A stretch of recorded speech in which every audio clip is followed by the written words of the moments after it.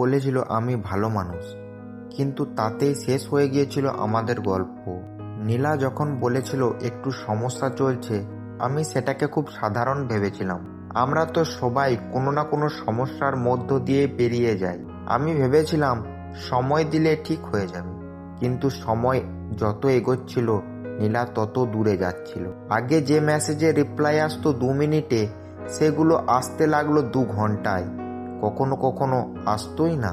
আমি রাত জেগে ফোন হাতে নিয়ে বসে থাকতাম, একটা হ্যালো লেখার সাহস করতাম, আবার মুছে ফেলতাম, কারণ মনে হতো বারবার মেসেজ করলে হয়তো বিরক্ত হবে।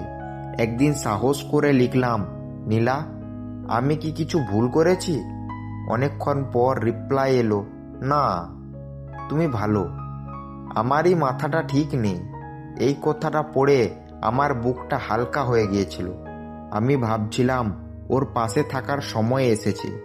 আমি চেষ্টা করছিলাম আগের মতো হাসাতে, ছোট ছোট কথা বলতে, পুরনো স্মৃতি মনে করিয়ে দিতাম, কিন্তু নীলা তখন আর সেই নীলা ছিল না।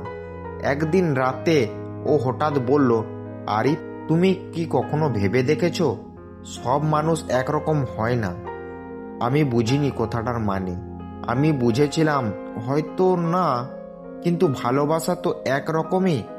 নীলা কিছুক্ষণ চুপ করেছিল, তারপর বলল, আমি খুব ভালো মানুষ, কিন্তু ভালো মানুষ হলেই কি সব হয়? এই প্রশ্নটার কোনো উত্তর আমার কাছে ছিল না। আমি শুধু জিজ্ঞেস করেছিলাম, তাহলে আমি কি কম? নীলা বলেছিল, কিছু না, কিন্তু আমার জীবনে এক অন্য রকম চাপ।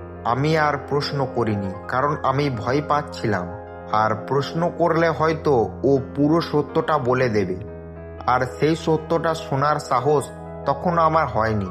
সেই রাতের পর নীলা আর ফোন করেনি।